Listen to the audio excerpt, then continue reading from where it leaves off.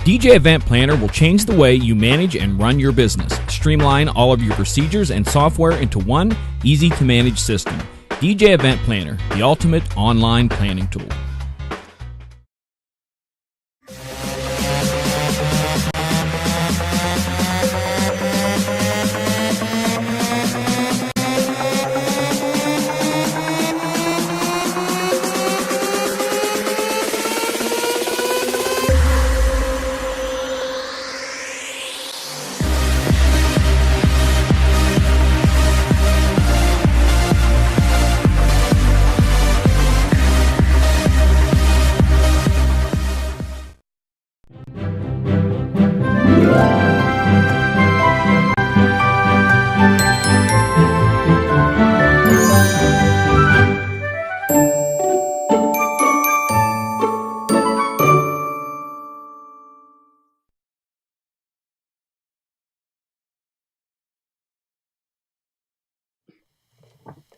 Now, ladies and gentlemen, we have Wedding Chat with Jeremy Brech and Dave Ternier. Hey, Dave. I don't know if John's going to let us do this much more. We keep screwing his up. No. Okay, yeah, I was going to say, no, we didn't screw this up. You screwed this up, but you're right. I'm actually the one who screwed this up, so I'll take the blame on that. Oh, no. There's never a you or a me taking the blame. It's always a we. All right. There is a E in team. Come on, you treat your events the same way. Anyway, coming to you live this evening. Coming to you pre-recorded live because Dave lives in Canada and I am, if you're watching this right now, I'm in Las Vegas and I'm at the Wedding MBA show, which you've been to the Wedding MBA show in the past, right? I have. Yeah, you were there last year?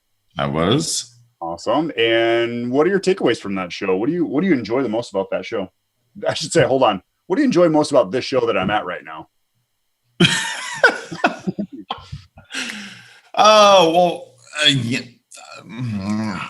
Okay, I just have to be quickly transparent here because whenever I think of MBA, and this is not a positive thing, but I'm just going to get it off my chest right now. Just FYI to everybody out there. The number one thing that pops to my mind every time I think of MBA is how my email address got compromised. What? Okay, so Jared, I don't know if we've ever talked about this before, but I'm like ridiculously particular about my email inbox, okay? Okay. So I only get subscription stuff that I want, that I read, and I religiously unsubscribe, maintain my spam filter very carefully, all that type of stuff. And when I signed up for a Wedding MBA last year, I didn't realize they would provide my email address to every single vendor there. They don't. They don't. So no, they don't. Because so well, hold on. Before you say that, I did confront Will at Wedding MBA about it. I actually asked him, and he profusely apologized to me. Oh, yeah. So anyway, Will, if you happen to listen to this, it was a sincere apology, and I really appreciate it. But I kid you not, just last week, I unsubscribed to another vendor that sent me an email saying, "Hey, we'll see you next week at Wedding MBA. Last year was great." Yeah. I was probably receiving 2 or 3 emails a day in the couple of weeks leading up to Wedding MBA last year. And then in the month following, probably 4 or 5 emails a week. Is that why you're not answering my emails? Because those are probably from me, Dave. No wonder we can't communicate. So whenever I think of MBA, that's always the first thing that comes to mind. So I'm not a guy that hides much. I just have to get that off my chest. Okay. Well, no, that would definitely, that is kind of a turnoff whenever you go to a conference and you just get bombarded with stuff. But that's interesting because as a lot of people probably know, I speak for Chauvet at a lot of these shows and I'm going to be out there. Or I just spoke on Monday. We're in this tense. I spoke on Monday and I talked about lighting and everything. And Jeff Short, who's kind of the man over at Chauvet, or Chauvet DJ, he said, "Hey, can we get the list?" They're like, "No, sorry, we don't mail out the list. We don't send out the list. We don't give it to the vendors or anything like that." So that's why when you said that, I was like, that's interesting. I wonder if Jeff Short's listening right now. Maybe really? Yeah. Anyways, I mean, who knows? Maybe they changed that after my half upset query to Will at the show last year. I don't know. But maybe it's a Canadian thing. Maybe it was a Canadian thing. See, I don't know about you guys down there, but up here, like we have really strict laws that have to do with how people's email addresses are given out. Like double opt-in regulation just hit really big July 1st here this year, or maybe it was last year. I don't know if you guys have the same thing down there. Yeah, kind of. You know, that actually brings up a good point. I know we're going to kind of get off topic here a little bit, but this is a really interesting topic. No, this is, yeah. Off topic? Right. This is an interesting point because when we do bridal shows, they always give you a list, but they're like the person who puts on the show, they're like, here's the list. You just can't email everybody. Like, well, what do I want the list then? What's the point of this? So really? I talked to Andy Ebon about this. I said, what am I supposed to do? I have this nice little email that goes out that says, sorry if we missed you at the wedding show, or thank you for seeing us at the wedding show. And I can't send this out to people. He's like, which market are you in? I said, Sioux Falls. He goes, is it this person and this person? I'm like, yeah. He's like, I'll have a talk with them. So I don't know what the regulations are. And I'm interested to hear if people know what the strict regulations are on that and what's the point of the bridal list? Because I don't want to sit there and call 300 people. And I know there's people that go to wedding shows and they have like a list of 1,000 some brides that come to these shows. You look at KC over in Chicago. I mean, he does like 1,000+ brides at his wedding shows. And I mean, can you imagine? You're like, all right, sales team, here's your 500 that you call, here's your 500 that you call, and this 500 that you call. So how do you manage that? I mean, that to me, that blows my mind that you can't actually send out even an email. And then at the bottom of the email, it always says, if you want to opt out, click this link and you won't receive any more emails. So what is the regulation? I don't know. Well, so I have a question for you. As you probably already gather, you know my answer to this question. My comments about email just a few minutes ago probably reveal that I don't email people after a wedding show. I don't do anything with the list. I kind of am of the frame of mind that if I didn't do something or create enough of an impact at that wedding show, that I don't deserve their attention. Yeah. Well, no, do you do anything with the? Agree. Yeah, I agree. And we haven't used the show list for years. Okay. And then we're like, hey, let's try this new campaign. And it's like, okay, I'm gonna email everybody. And then all of a sudden, like, we get this email from the show producer who's like, I just want to let you know that I have some people who are upset and it went out to everybody. They're like, you can't actually email your brides or email the brides. Like, this is interesting. See, yeah. I believe the wedding show that I participate in, the Westman Wedding Expo up here, Brian Podwerny, actually, mutual friend of ours. He's the co-producer of that show, actually. He and Party Professional. Right. What's that? So it gets done the correct way. It does. It's an exceptional show, and I'm not just saying that. I mean, Jeremy could be joking, but it is an exceptional show. Anyway, I believe when brides and/or grooms show up to that show and they leave their email address, it's Brian. You're gonna have to comment on this because I don't remember, but I believe they opt in to receiving emails at that point in time from the vendors. I believe they have a choice. Like, it's very transparent. Like, look, if you give us your email address, are you cool with this? Yes or no? So that way you don't upset people. Is that for the whole show or is that per booth? For the whole show, I believe. Okay. Yeah. And I mean, that's one of the things that we do is, when we have someone's interest, we ask them, here, can you fill out this information, give us your email, and then we'll follow up with you and set up a meeting. And that's another thing too, is, we talked about this last week with the wedding, or I'm sorry, not the wedding shows, but the sales meetings. For every sales lead that comes in, do you meet with them or do you just say, all right, we got your money, you're good to go? Right. And that's one thing that we don't typically book people right there at the show unless we actually sit down with them at least for 15 minutes at that show and say, okay, well, tell me about what you want, and really get to know them. And then again, we have basically a 15-minute sales consultation instead of an hour and a half sales consultation. Yeah, our consultations are typically an hour and a half. But again, I mean, we're not just going to say, oh, here's my check. Now, what do you guys do? I mean, it's not like that. So right. We make sure that they truly understand the investment that they're making and exactly what they're getting in the performance and so on. So yeah, I'll concur with everything you just said. I'm the same way. I'll take appointments at a show, but you can leave me a check if you want, but I'm just going to throw it in the garbage. Give me 1 second, Dave. You just keep rambling. What I want you to do is bring up the information that we had someone who had commented last week on something. Yes. You start talking about that and I'll be back. I'll be right back. Okay. Sounds good.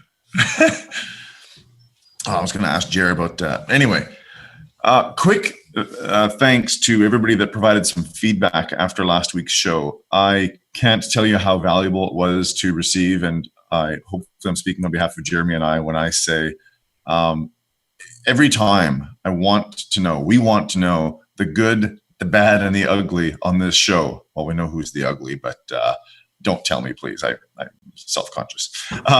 But getting honest feedback from people is really, really tough. So we value your time immensely, maybe even more than you know. So for us to give us some attention out of your week, whether it's just catching 15 minutes of the show or whether it's catching the full 45, means an awful lot to us. So any feedback you have for us to ensure that 45 minutes is of the highest value possible, please share that feedback. So now that Jeremy's back, I will tell you that one of the bits of feedback that we received was from Greg. Greg's a DJ up in Cold Lake, Alberta, Canada. And he said, great show tonight. Enjoyed. However, you guys left me hanging. Started talking about undercutting and the building of value, but nothing that really grabbed me. Can you touch on that?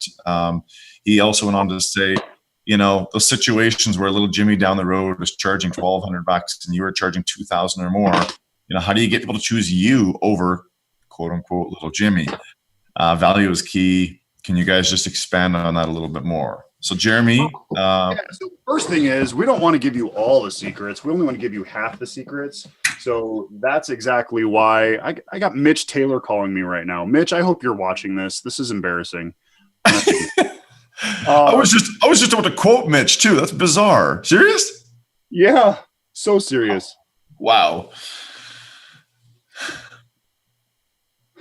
That's funny. Anyways, what was the question?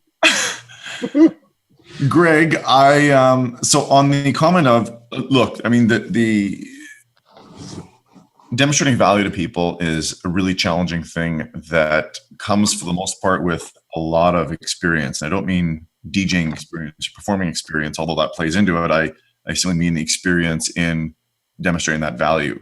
Yeah. Jeremy, I don't know about you, but probably the most effective way I love to communicate what I do is through story. I'm continuously telling stories about past wedding couples with how we did XYZ thing, for instance. And I do that as a way to give value or to demonstrate my value, so that rather than me telling them how valuable I am, the potential couple or clients I'm sitting across the table from say to themselves, wow, this guy's really valuable. He does bring a lot. And through the telling of story, I demonstrate it. I don't just tell them. And that's one of the keys in which I display the value of what I do, so that when they compare it to XYZ DJ down the street, it's a different story. You, Jer? Yeah, no, that's a great point. And actually, it's funny that you keep saying experience. If you look at my Facebook, I actually just put the word experience, and that's it. That's one thing that we really focus on, or we really pride ourselves on. And now, it's like, okay, well, what makes you different? Well, it's not about my experience. It's not about how long I've been doing this. It's about the experience that I create. And now I see others, like, we've been using the word experience in our taglines and we have T-shirts that have experience right across the top. And now you see experience popping up with everybody's experience. And, now it's like, okay, well, now I have to find a new tag, or I have to find a new word, because everyone's now doing the same thing because they're using it in their title. And that, to me, that's a frustrating thing when you feel like you have the upper hand and then others are like, hey, that's us too. We can do that as well. And we've talked about this even in the last show, with the whole undercutting thing. Well, we can do it, but we can do it cheaper. And I think that's, I think the main thing to take away is, actually, I learned this from Alan Berg. If you ever get a chance to see Alan Berg speak, he is a phenomenal presenter. But the thing that I really took away from Alan Berg is let your past clients tell you what makes you different. By going on and looking at your reviews, whether it's on The Knot, whether it's on Wedding Wire, whether it's on Facebook, what are the words that they're saying? What are the words that they are telling you? This is what you did for me, and utilize that content as your pitch. Utilize that. You don't have to, Jennifer said that I was fun, interactive, and I played great music. No, think about the emotions that you created. Think about and she says, they'll say it right there. I'm not going to open up my reviews. I'm not here to like flaunt my reviews. But if you look at the reviews that your couples are saying about you, your answers are right there. That's what separates you and makes you different. That's a great question. What does make you different? So can you expand on that, Jerry? Okay. So like I take some time every now and then and go through past reviews as well. Makes me feel really good, warm and fuzzy on the inside. How do I translate that though to, Mike and Tegan saying, yes, Dave, we want to hire you? How do I connect the dots between those? Well, what did you do that made them feel that? That would be my main question for you. For instance, the Thursday wedding that I did this last week, the officiant said, thank you, Jeremy, or thank you, DJ Jerry Events, for your superb sound for the ceremony. And this was at this beautiful lake it's called Sylvan Lake up in the Black Hills. Phenomenal, beautiful place. But the thing that really caught me was the little cliff note or the side note that she put after it. It was, I'm going to open it up here because it's really, I can't really just like make it up. I'm just going to. That's cool. I'm glad that now while you're looking that up, was that a follow-up note you got from the officiant because you followed up with that officiant, or did they send you that note without prompting from you? No, they just put it on our Facebook page. They tagged us on Facebook, and she was great to work with, and she talked about why it's important to work with great professionals and so on. Give me a second, I'm getting it. I'm not going to share my screen because we know I'm not very good at sharing screens. All right. So here's what she says. She says, shout outs to Sylvan Lake Resort, South Dakota for an unbeatable setting, to Sioux Falls DJ JR for the perfect sound, and to Jeff Sampson Photography for capturing the many beautiful moments.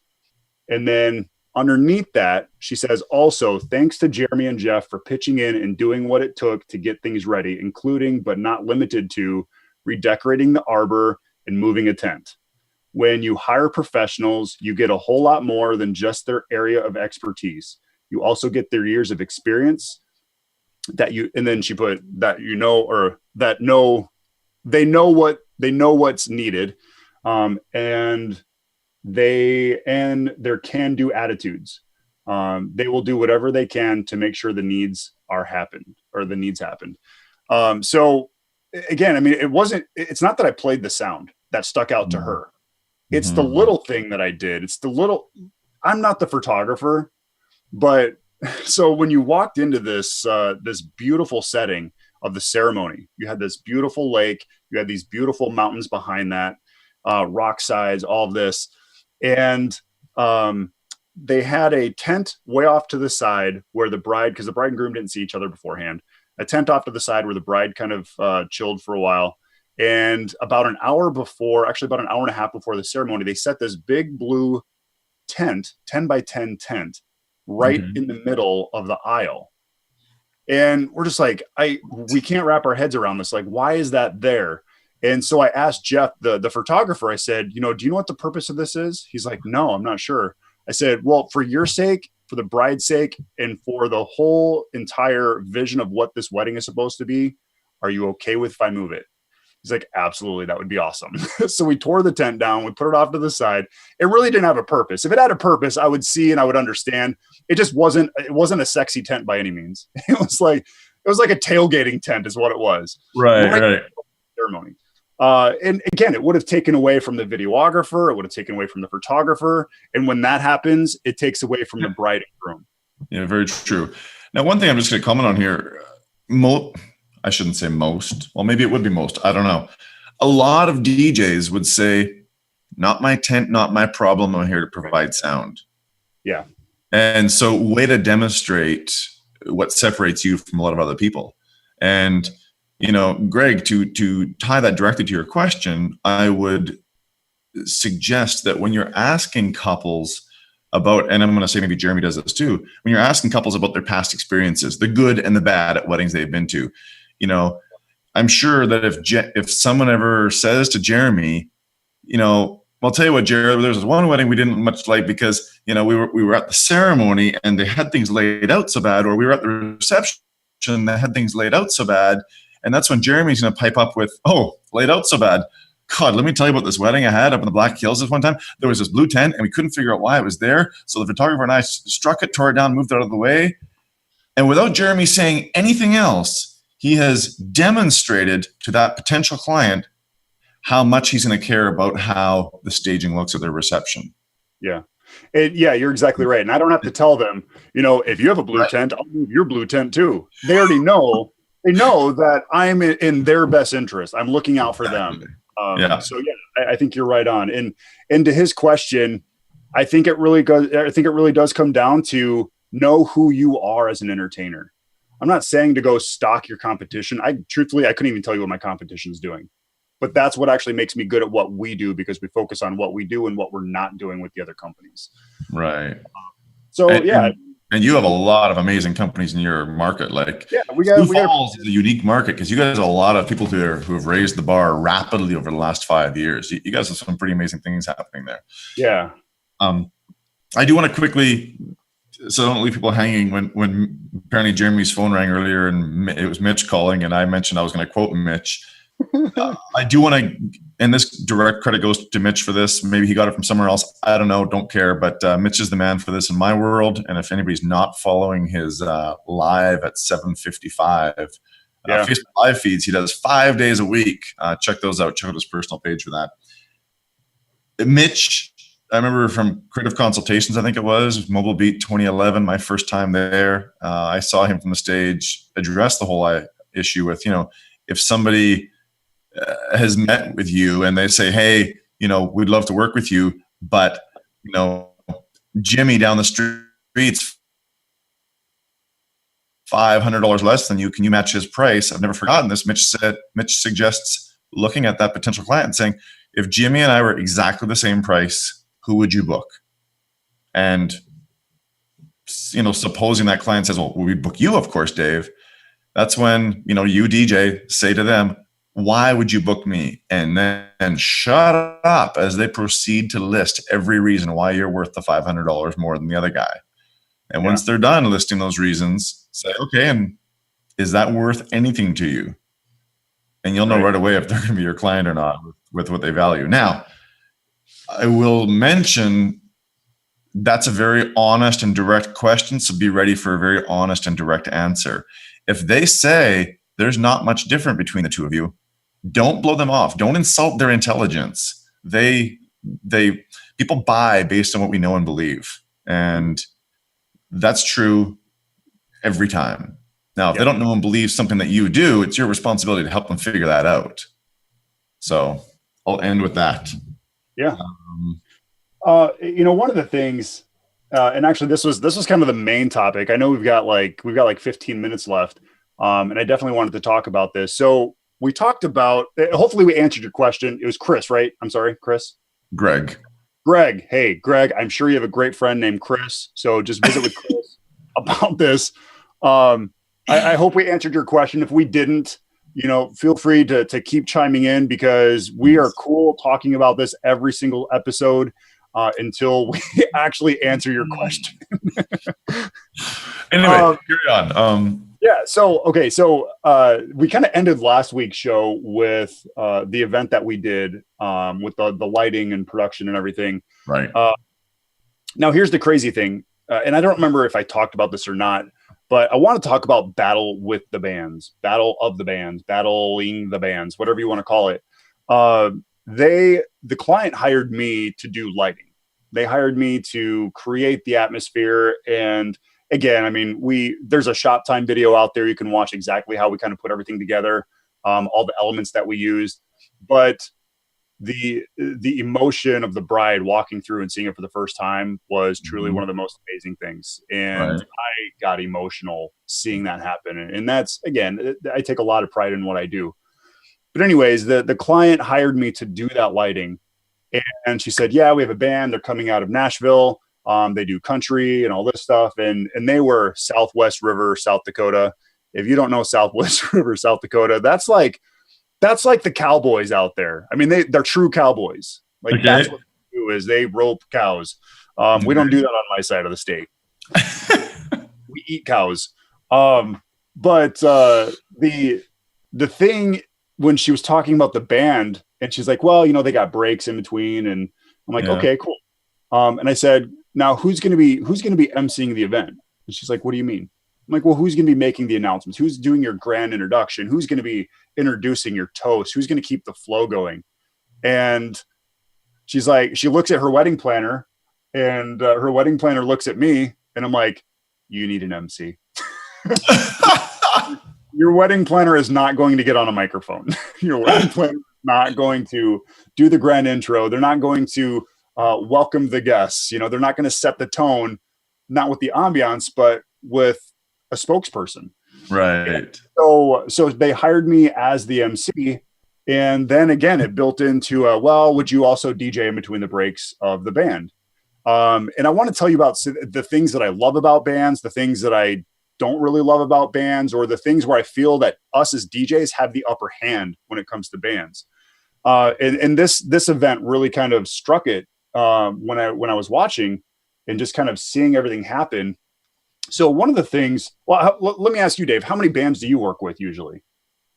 I worked with one this past June. I worked with one last year, June as well. So, and I had another one before that, actually. So a band a year for a number of years now, 3-4 years. Okay. So tell me, what are some of the things that you've seen from bands that kind of jump at you and like, yeah, you need me here? What are the things that you see? Well, I will say, to start with, overall, I love working with bands for the single reason that the event is going to get the absolute best of both worlds, in theory. Granted, there are exceptions to every band, much like there are exceptions to many DJs. We're not all created equal. But overall, I love working with bands because not only does the client get my direction assistance, my MC skills, and the recorded music that they might want in between the band breaks, but they also get the live energy of a band, which I will go on record in saying I know of very few DJs that can bring the energy that a good live band does. Okay, so let's talk about that. I want you to hit on that a little bit. Tell me about, if there was no MC, if there was no Dave Ternier, how would the interaction, how would things happen at that wedding without you there and it's just a band? Tell me what they have. Tell me what they don't have because of you not being there. Right. Well, here in Canada, a family or a friend would probably MC the wedding. So, but yeah, I mean, unprofessional. Right. I mean, you're absolutely right. I mean, the big drawback to a band is they're not going to have a polished MC who is going to carry out things for the first 2, 3, 4 hours of a wedding, however long it takes for the dance to start. That's certainly a big drawback.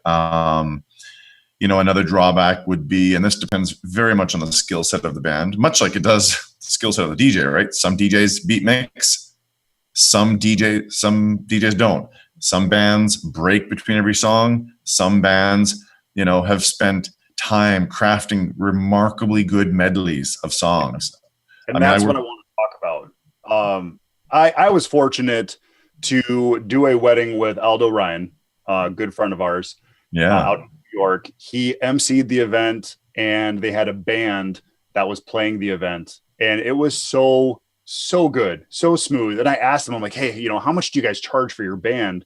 Because I'm looking here and I'm like, I would maybe hire them to come out to Sioux Falls. I mean, they're that tight. We did a wedding here in Sioux Falls and they brought a band in from Miami that was $25,000 for the band. Yeah. Plus production. Talk about getting what you're worth. Yeah. But the thing that jumped out at me, you said it exactly what I was thinking, the break in songs or a smooth transition in songs. And to me, I think us as DJs, that's where we really have the upper hand, because a band knows what they're going to play next typically. Maybe they don't. But the thing that I saw last time, or the 2 weeks ago, what I saw was the band would play, the dance floor would be packed, everyone's having a great time.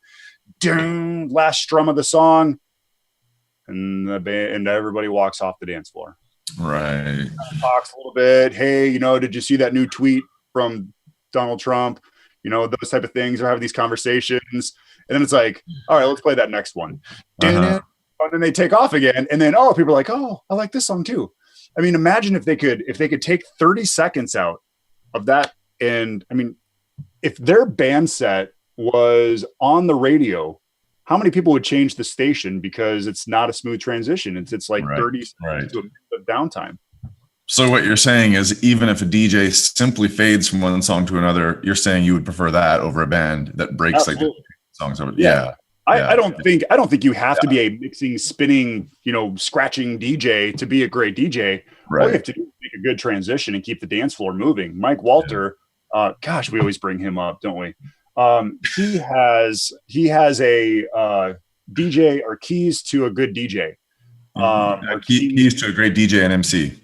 Yes, thank you. And I have seen it. I just can't remember the title. But he talks about that.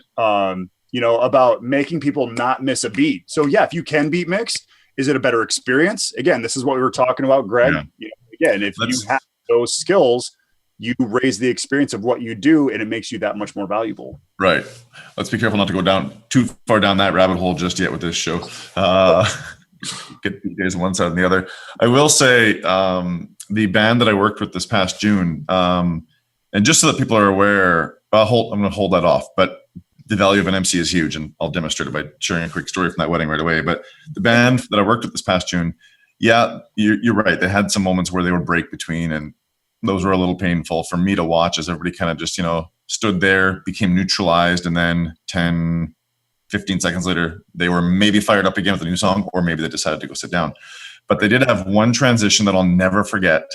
Jer, I don't know if you mixed between these two songs, but I'd never heard it before or tried it, and I have now done this at weddings, and it was awesome. So they're playing, I'm just trying to remember which song they played first. I think they were playing Nitty Gritty Dirt Band, Cadillac Ranch. You know the song, right, Jeremy? You're a country fan. Okay. I know Nitty Gritty Dirt Band. I only thought they had one song, but anyways, go ahead. Yeah. Fish in the Dark's their one song. No, they got lots of good songs. Anyway, they're playing Cadillac Ranch. So Cadillac Ranch is kind of, it's kind of that beat, right? And then without skipping a beat, they literally Mone. Nice. And so while they were doing that, I'm like, what? So I zip over into Serato and I pull up those two songs. Sure enough, the keys are even complementary to each other. Not only are they both exactly 135 BPM, the keys are also complementary to each other. So if you got nothing else from this 45 minutes today, folks, great transition. Those two songs. There you go. You got a mix. You have a mix. Yeah, exactly. Actually, going from a country song to, sorry, go ahead. No, go ahead. I was just going to mention the value that wedding placed on me as the MC, though, was quite remarkable. And I don't want people to forget that. But go ahead with your thing, and then I'll share that. Well, and this is like, I mean, I'm sure a lot of people don't beat match when it comes to a slow song, but a really cool beat match that I found for slow song is Die a Happy Man and Thinking Out Loud by Ed Sheeran. They are the same exact key. They're a little bit different in their BPM. And it sounds so good when it just ding, when your legs don't work like they used to before. Interesting. Such a good transition. Okay, I have a question about that for you in just a second. I want to quickly get back to that wedding. Look, bands are great, and I strongly encourage working with them if you can. And if you can become if you can really work on your MC skills, some pretty bizarre things will happen to you. And I haven't shared this story publicly with a whole lot of people because I hesitate in doing things like that because I don't want to sound, too big for my britches or a guy that brags. But, this wedding I had this past June that I worked with the band, just so people are aware, especially my Canadian counterparts watching, just so people are aware on the values some people place on an MC. The inquiry came in from this couple. She said, Dave, ever since Kyle and Alyssa's wedding 5 years ago, I've wanted you to MC my wedding. And in this case, the bride for this wedding, this inquiry she was the maid of honor at that wedding 5 years ago. Maid of honor? She was in the wedding party anyway. And so they hired me, full rate. And yes, they hired a band. Probably paid the band the full rate too. I wasn't going to discount because I was up working on a Saturday. And to boot, this wedding reception took place on the dirt floor of an old hockey rink that's likely not going to be standing for too much longer. It was a pretty old building. And to save money, they opted to not host a dinner. So I literally introduced the wedding party, wandered through toasts with everybody, did a bit of a love story, introduced their first dance, played their father, daughter, mother, son. Band took over. That's awesome. It was bizarre, but amazing. Right. It was a lot of fun. It's a Saturday. You're still out. You're doing business that, you're doing their job, which you can't do another one, and this is how we put our food on the table. Like you said, we said before. I know we got like 3 minutes, and I want to make sure that I touch on this because you kind of mentioned it as well. And again, the thing that really jumped out at me with Aldo being the MC at this wedding in New York, just because you're a DJ doesn't mean you can't create the same energy as a band. You can get people fired up. You can get people excited. Now, okay, I see you rubbing your fingers. I'm not saying you have to be over the top as a DJ, but you can create excitement. You can get people involved and not just sit back there and spin your music. I mean, yes. Prompts again, Mike Walter. He has a great section on prompting people. He has an entire seminar on prompts, making people say certain things at certain times, putting their hands up in the air, clapping at the right times, and knowing your music in your music history. If we go back to his other, I basically sold all of Mike's today. Hold on. I say we turn Mike Walter into a drinking game on this show. So every time his name comes up, I still don't have any water though. So I didn't grab any. But I get what you're saying. What you're thinking though. Well, incredible energy can be created from a DJ that's really skilled and has practiced and learned from as many people as possible. Stop thinking you can be completely self-taught. There's no such thing. Seriously, people set your ego aside. No such thing. Yeah. But I will stay true to my statement earlier that rare is the DJ that can create as much energy as rapidly as a really good band. But by all means, there are many ways you can become better at creating energy, and you should search those things out. But you know what? Your key word in that sentence is a good band, not just a band, because you could get a DJ or you could get same with DJs. Absolutely. Yeah. It's the same with DJs. Yep. I've seen crappy bands too. A band is not a band is not a band is not a band, much like a DJ is not a DJ is not a DJ. There are so many variables to all of those. Yep, exactly. Is that our show? Is that do we have are they gonna hook us? I'm just gonna try to think if we have any loose ends that I want to tie up here quick. How about this loose end? And I don't want to hear anything about it. Look at that! For the first time on Disc Jockey News TV, Jeremy has an Apple computer. This is why I had to jump off quick because I had to sign from UPS or FedEx. Because I got the email. It's like, hey, you need to be here. 21, somebody 21 or over. I'm like, whoa, what did the wife buy? So I had to go sign for this thing. That's why I had to jump out. And I don't know, Dave. It's not for me. I'll just tell you that. It's not me. But it is pretty, isn't it? It does feel good. The computer. And Jeremy's path down into the dark side begins today, folks. Stay tuned for more of his journey as he let's quick review. So I hope we talked about the undercutting thing a little bit better today. Learning to demonstrate your value in a sales consultation is something that I don't want to have people live under the illusion that you can learn all of this online. Granted, this is a fantastic place, but I know I can't speak for Jeremy, but I've attended a variety of sales workshops, specifically some of the ones that Mitch Taylor offers.